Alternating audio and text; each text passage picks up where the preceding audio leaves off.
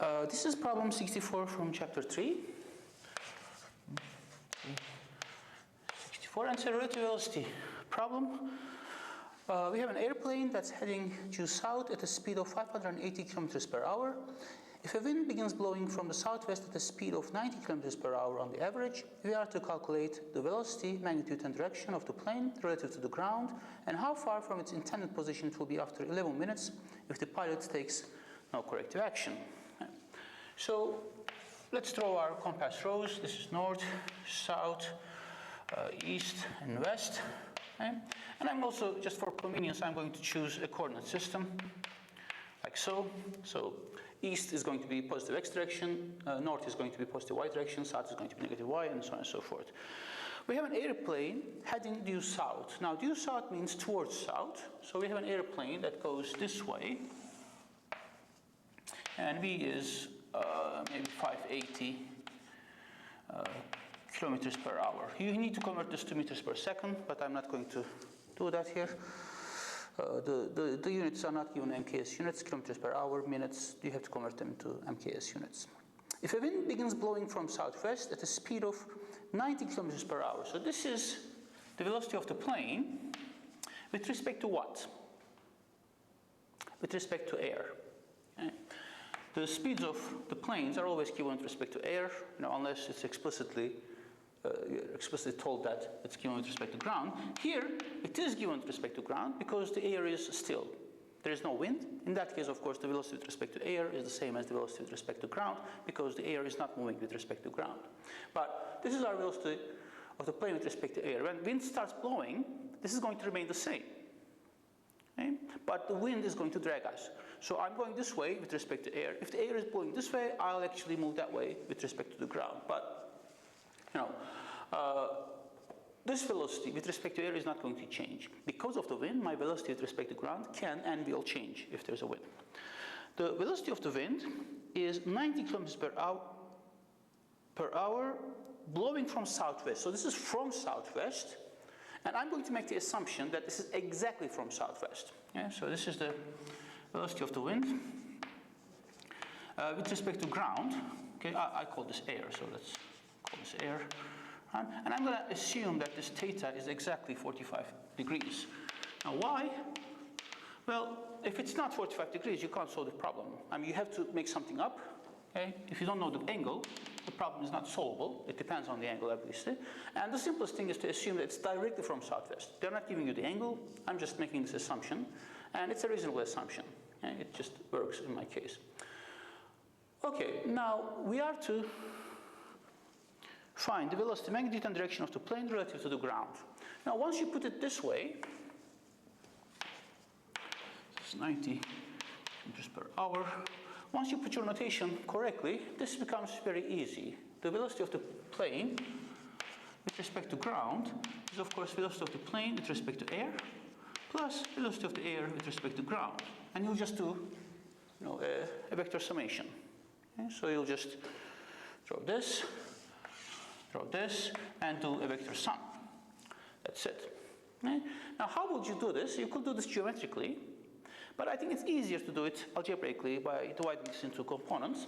And that's what I'm going to do. So the x component of this, for example, is going to be VPA x plus VAG x. Okay? So I'm trying to calculate the x component of this one here.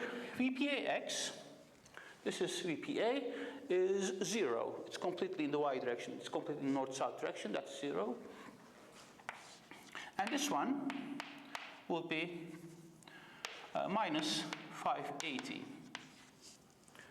You have to make this conversion, but I'm just going to keep it as minus 580. It's minus because I chose north as positive, and this is due south, so it's a negative number. Likewise, the y component is going to be,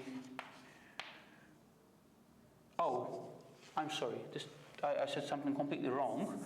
This is this one, y. This is minus 580. I just, thought ahead of myself. VAJX is this velocity's x component. That is, in fact, a positive number.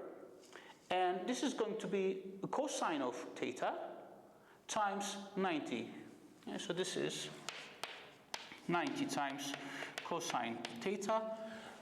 Cosine 45 is equal to sine 45 is equal to square root of 2 by 2. Okay? And square root of 2 is like 1.41, something like that. But this is something you either look up or you punch into your calculator. Okay, so this is 0 plus 90 times square root of 2 by 2. The y components, the y component of the plane with respect to air is minus 5.80. The y component of this one is again positive, it's in the up direction, and it's the same. V A G Y. This is now 90 sine theta. Yeah, but sine theta and cosine theta are the same in this case, square root of 2 by 2. So you have to add these up, and then you're going to get your number. Now, how would you express this if you want to give the direction? Now, typically, you want to know how much you deviated from your course, by how many angles, how many degrees you deviated from your course. So you're looking at this angle. I use theta, so I'm going to call this alpha. And we found, you know, the x component of this. That's some kind of chalk. And we found the y component of this. So there's going to be Vp with respect to ground x. There's going to be Vp with respect to ground y. And you're trying to calculate this alpha. Now, naively, perhaps you're going to say that this Vpgy by Vpgx is tangent alpha, because you've seen this before. But you have to be careful. Okay? So this is correct when the alpha is the angle you are measuring from the positive x-axis. In this case, this is y-axis. Alpha is the angle you are measuring from the negative y-axis. It's something completely different. Okay? From the positive x-axis, you'll be looking at this angle. Sorry, this angle. You start here, and you end up over here. So you should not blindly use these formulas. Well, what to do? What to do is to look at this right triangle. Okay? Just take this, move it over here, and this is my VPG vector. It has two components, and there's an angle in that right triangle. The tangent of that angle is, the tangent alpha, is going to be VPGX divided by VPGY. This is the definition of tangent, opposite or adjacent. Except VPGY is a component, it's negative. And in this right triangle, I'm just looking at the lengths, the magnitudes of these sides. So I'm going to take absolute values of these. So you take these absolute values, you take the ratio, and then you have the arctangent on your calculator. It's going to give you an angle between 0 and 90 degrees, and that's going to be your answer. Okay? So this is how I would actually give the direction. For the magnitude, of course, you square this, add them up, and take the square root. Okay? It's going to be VPGX square, VPGY square, and square root. Okay, for the part B, how far from its intended position it will be after 11 minutes if the pilot takes no corrective action? So, let me keep this partially and draw another diagram. So my intended position is how much, where I would be, how, with respect to my initial position. So this VPA times delta T. Right? So I'm going to move somewhere. So this will be VPA times delta T. This will be my intended position with respect to where I started. Now, my final position is going to be, however, VPG times delta T.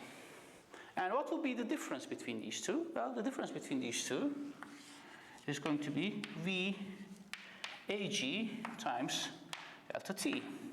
Because this time plus that is going to give this, right? It's just everything multiplied by delta T. I took this and scaled everything up by delta T. So my deviation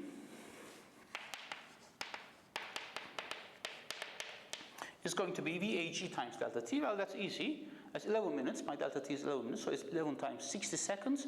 And VAG is 90 kilometers per hour. You have to convert that to meters per second, and you multiply these two, and you get your answer. If you were calculating this one, that will be a bit more complicated. In that case, you will multiply 11 minutes by the x component of your VPG that you calculated in the previous part, but still it will be a simple multiplication and, of course, some conversions.